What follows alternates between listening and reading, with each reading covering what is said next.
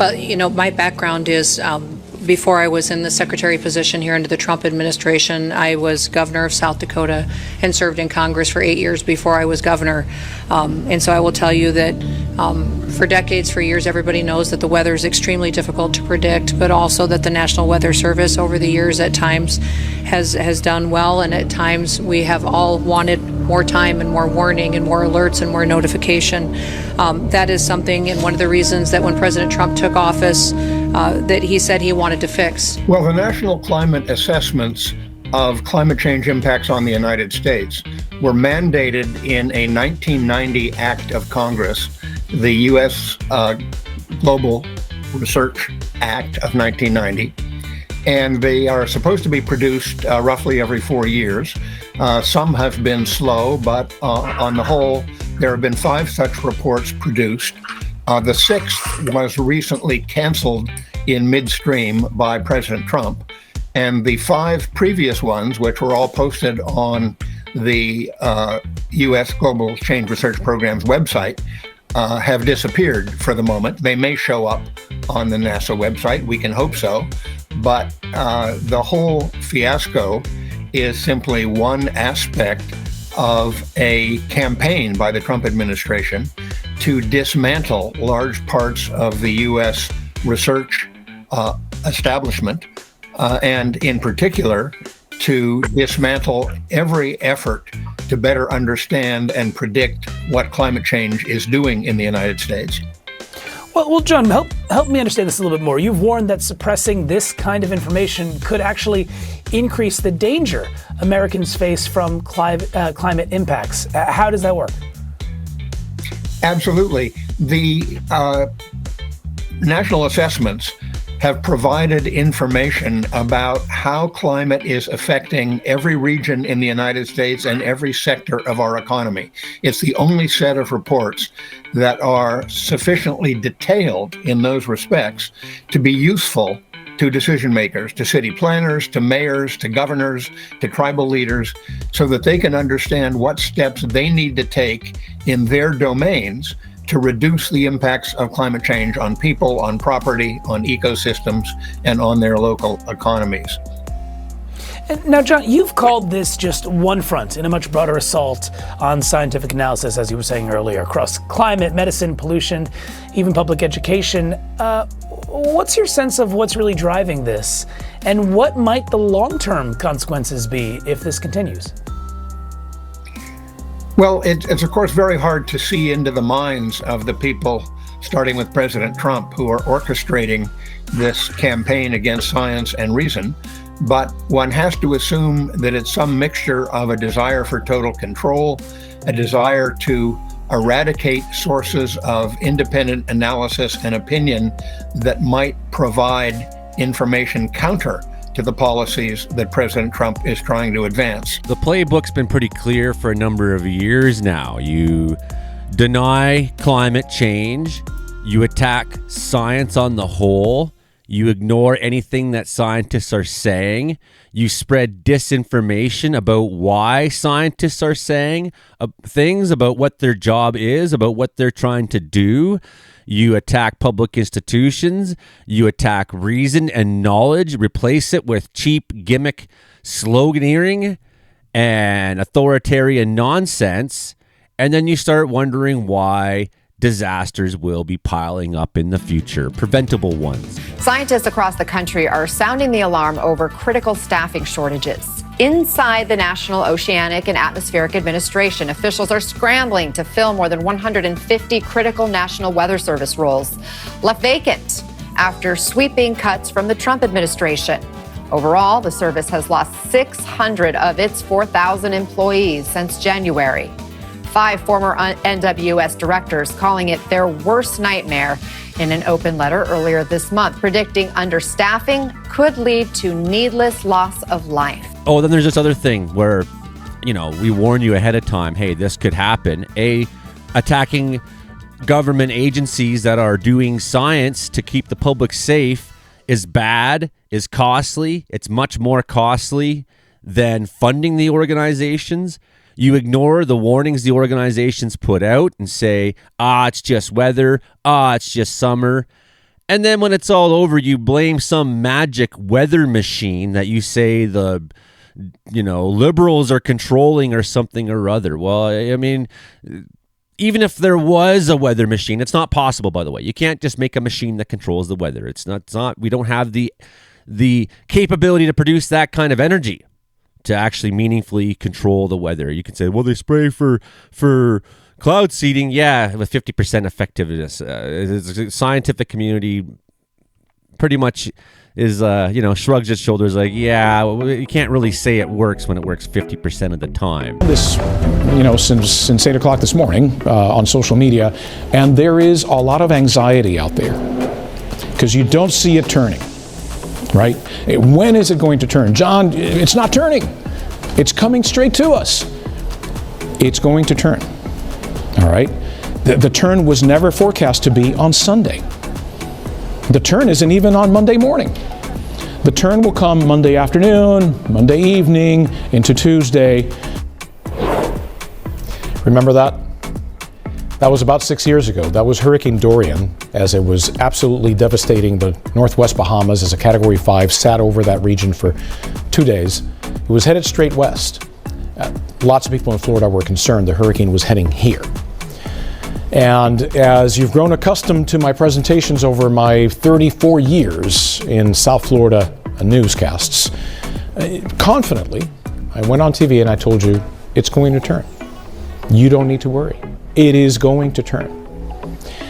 And I am here to tell you that I am not sure I can do that this year because of the cuts, the gutting, the sledgehammer attack on science in general, and I could talk about that for a long, long time, and how that is affecting the U.S. Leadership in science over many years, and how we're losing that leadership, and this is a multi-generational impact on science in this country, all right? But specifically, let's talk about the federal government cuts to the National Weather Service and to NOAA. Did you know that Central and South Florida National Weather Service offices are currently basically 20 to 40% understaffed? From Tampa to Key West, including the Miami office, 20 to 40% understaffed. Now, this type of staffing shortage is having impacts across the nation because there's been a nearly 20% reduction in weather balloon launches that carry those radio signs. And what we're starting to see is that the quality of the forecasts is becoming degraded. There's also a chance, because of some of these cuts, that NOAA Hurricane Hunter aircraft will not be able to fly this year, and with less reconnaissance missions, we may be flying blind, and we may not exactly know how strong a hurricane is before it reaches the coastline, like happened a couple of years ago in Hurricane Otis in Acapulco, Mexico. So then you defund these agencies to the point at which people who are left working these jobs are now trying to do the work of 2 people in some cases, or 3. And then when it's all over, you gaslight them. And that's after, that's long after you've been gaslighting them for years beforehand, too. I mean, every time Trump gets a chance, he's taking a shot at meteorologists, taking a shot at the National Weather Service. They said it was going to rain on my parade, which is a twist of the truth. Some models showed that it was going to rain on the parade. Some said it would go north of. I even said in my forecasting that week, I don't know, probably not going to rain. It's probably going to be at nighttime it rains after the parade. So, I mean, whatever. You can keep twisting the truth, cherry pick just so you can have political brownie points and increase the stupid, and then gaslight the people afterwards who have the knowledge. You spend years of effort to attain this knowledge. So it's like, I'm 46 years old. I've been interested in weather since I was in primary school. I would go into this library and go through the films of the 1974 super outbreak on the little slide projectors and whatnot. I would read every book in the library. I've been interested in weather and learning and taking courses and studying, storm chasing. I've been doing this my whole life. I've put so much effort into learning what I know. And then you're going to come along who has absolutely no knowledge about anything, about chemistry, about physics, about the meteorology, about the natural world in general. You're going to come along and say, oh, it's a weather machine. Oh, you're just a leftist trying to sell us climate change to raise our taxes. How long can you keep saying stuff like that before you actually hear how stupid you sound? It would seem to me, I've heard, officials at all levels of government in press conferences and interviews this weekend talk about our need to improve our capacity to warn and forecast for these type of events. And just being honest, if we eliminate NOAA's Office of Oceanic and Atmospheric Research, which is where I work, we're the National Severe Storms Lab that does the research for NOAA to improve these warnings, if it were closed, I don't see any way how we're going to improve these types of warnings. And I think one of the things, what we're really trying to build toward is the ability to tell people before the rain even starts falling that this kind of a rainfall event could occur in the next several hours with enough confidence that people will take action and evacuate. Obviously,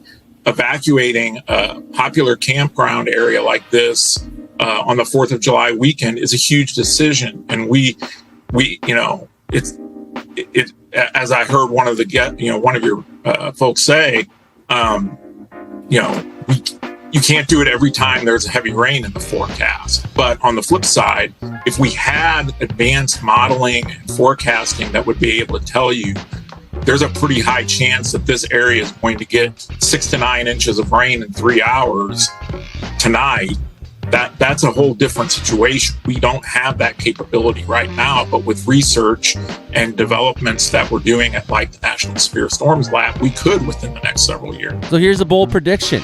You keep attacking these scientific agencies and it's going to lead to more disasters. And it won't just lead to more disasters in the United States. Don't get me wrong. You think this is an American-only issue? We share information with weather agencies all around the world. And if the quality of their information is degrading, that's going to affect our own forecasting. It's going to affect my ability to be accurate because the models are going to have gaps in the information. Weather forecast offices now are not operating at full complement of staff, which means that you're really putting an extra burden on these folks. I don't know how much that was a factor in what happened in Texas this weekend. Pick your favorite football team and now imagine that team has, instead of 11 players, has 8 players. They're going to lose. No matter how good they are, they can't do the job of the full team. And that's what's happening at NOAA, is these are outstanding scientists, wonderful technicians, terrific policy folks. But if we don't have enough of them doing the job, then something falls off the table.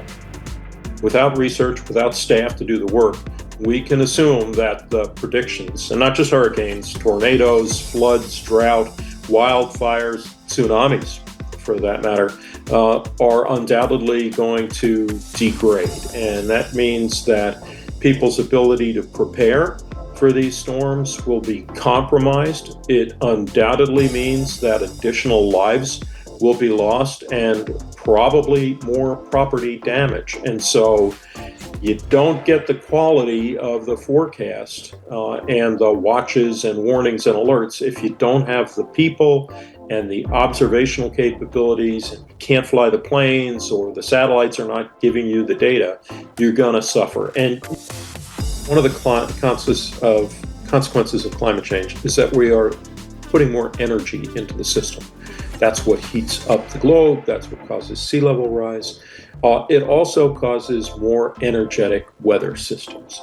And so one way to think about it is that the extremities of storms, the volume of water, the strength of the wind, the size of the hurricane, all are going to change. And that's what we're seeing. So you think about it, Hurricane Harvey, which hit Texas, I want to say about 5 or 6 years ago, dropped 60 inches of rain in just a couple of days. That's extraordinary. And now what we're starting to see is storms like this are wetter, they're more powerful, they're larger.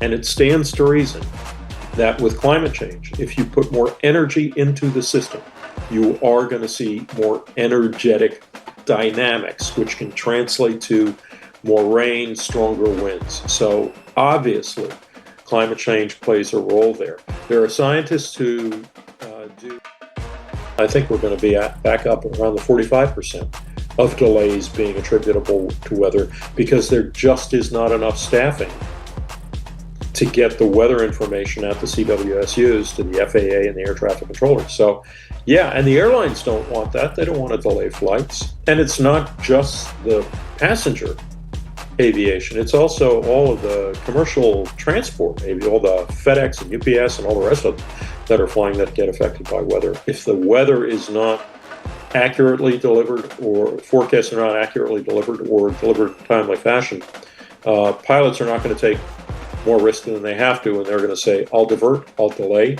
because I'm just not sure what that thunderstorm is going to do up ahead. So let's take the safe route and wait another half an hour. Now you've got a half an hour delay on the flight. We will be lucky if we can hold steady in terms of the current capabilities. So whatever metric you choose to use to describe the accuracy of the forecast of a hurricane, of a winter storm, of a heat wave, right now is probably as good as it will get.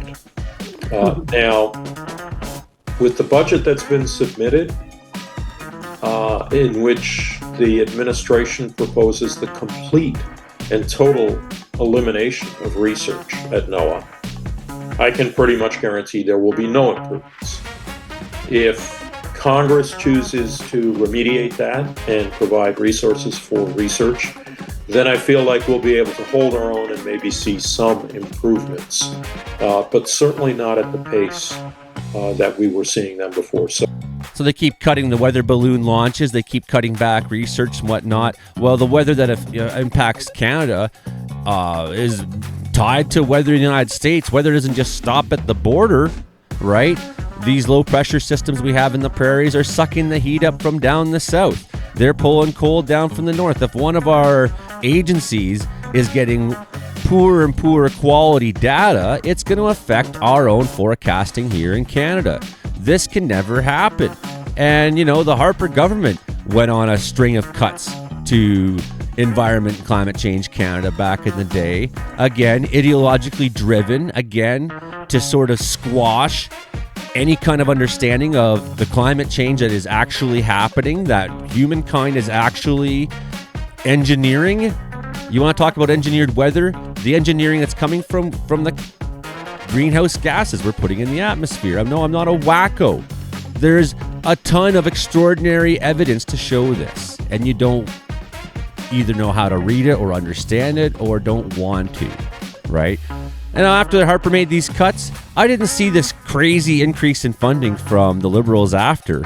So they're not blameless in our own degradation or our own shortfalls here in Canada, where we should have more radar stations.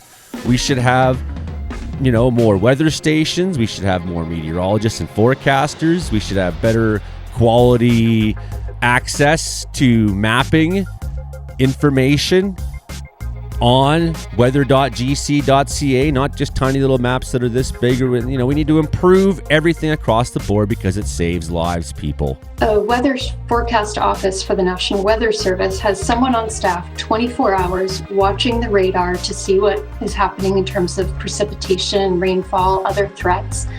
And there are National Weather Service offices throughout the country that, because of staffing cuts, are no longer staffing their offices 24 hours a day.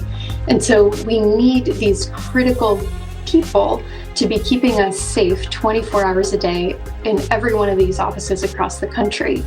And the second piece of this is that staffing cuts at NOAA, or the National Oceanic and Atmospheric Administration, more broadly, are threatening the future ability to forecast events better. Forecasting a storm like this one, where exactly is the heaviest rain going to fall? How is it going to translate from rain into flooding? These are extremely challenging problems scientifically, and it's the research of NOAA that enables us to improve our forecasts year over year so that we can more accurately pinpoint the warnings that need to go out to the public. So that's my bold prediction. It's going to keep happening, going to keep getting worse. You're going to keep having disasters where afterwards people are going to say, hey, that was preventable.